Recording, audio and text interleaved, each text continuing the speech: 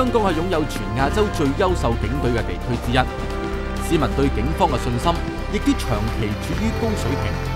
呢個成果除咗因為警隊嘅專業精神，亦都有賴一個公平、公正、有效率同埋具透明度嘅投訴警察機制。投訴警方獨立監察委員會就係呢個機制嘅核心。警監會喺1986年成立，係完全獨立於香港警務處嘅組織，以獨立、公正、透徹嘅精神監察同覆檢投訴警察課嘅調查工作。警監會成員全部由行政長官委任，嚟自唔同專業界別，例如係大律師、醫生、大學教授、企業主管等，令警監會可以運用各方面嘅專業知識，審核同覆檢市民投訴警察嘅個案。警監會設有一個全職秘書處，有多組專責人員同埋一個法律顧問協助警監會委員履行職務。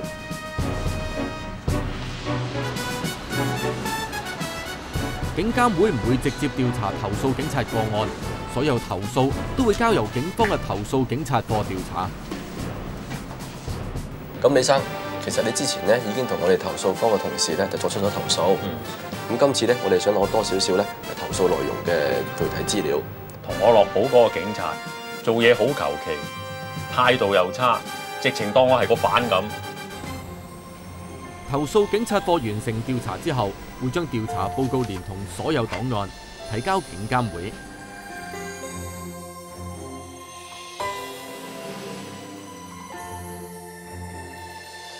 今日要處理嘅個案，檔案編號咧係警監會秘書處嘅個案專責小組會先仔細審閱調查報告同檔案資料。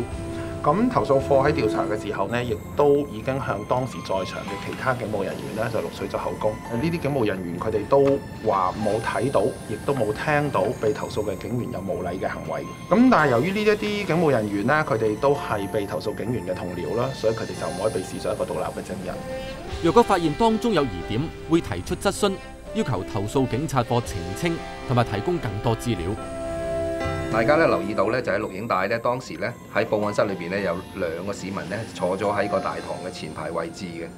咁我哋有理由相信咧，佢當時係目擊當時嘅情況嘅。但係好奇怪咧，投訴警察科係冇接觸呢2個市民嘅。如果認為調查結果有疑點，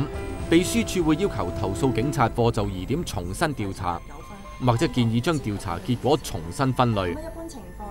我諗我哋秘書處咧係要求投訴警察課咧係去聯絡翻嗰2個市民咧。就係了解當時嘅情況。投訴警察課作出回應同提供進一步資料後，專責小組會再審閱個案，認為資料充分就會提交警監會委員審核。為咗加強監察職能，警監會設有觀察員計劃。李生，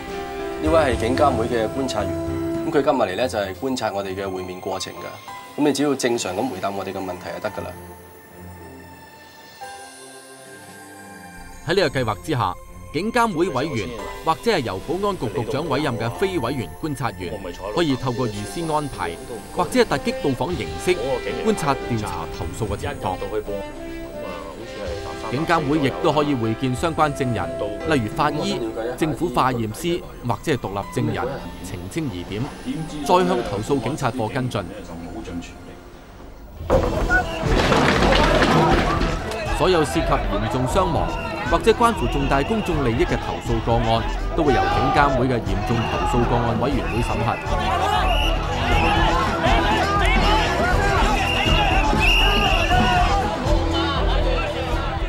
投訴警察課要每個月匯報調查進度。警監會嘅組成目的係響投訴警察制度裏邊引入一啲獨立於警方嘅社會人士。佢哋不偏不倚嘅觀點，務求確保每一宗投訴個案都得到公正、迅速、仔細同埋全面嘅調查。一啲公眾關注嘅個案同議題，會提上警監會同投訴警察課，每2個月舉行1次嘅聯席會議討論。會議開放俾公眾同新聞界旁聽，提高透明度。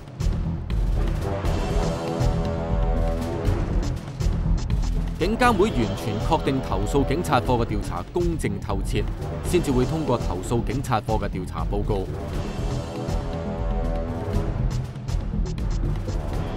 每一宗投訴嘅指控，經全面調查之後，會根據調查結果分類。警務處處長會根據調查結果，全權決定向警務人員採取乜嘢紀律處分。但警監會可以就施行嘅紀律處分提出意見，例如處分嘅輕重能否反映過失嘅嚴重程度。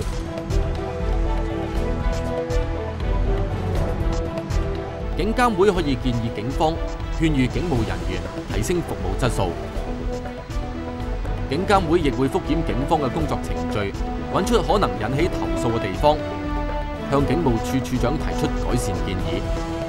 若果警監會未能就調查報告同警務處處長達成共識，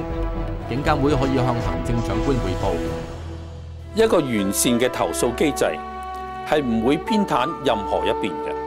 警監會作為監察投訴警察機制嘅獨立組織，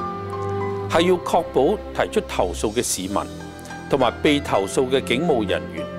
喺調查過程之中都得到公平嘅對待。警監會每一位成員都希望透過佢哋嘅努力，令到呢一個獨立嘅機構得到廣大市民嘅支持同埋認同。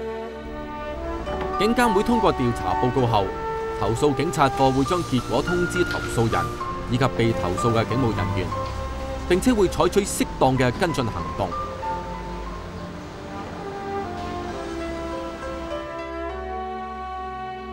警監會重視提供高效率同高水平嘅服務。市民親身或者係致電查詢會即時處理，書面查詢會喺10日內處理。監察投訴方面，一般個案會喺少於3個月內完成。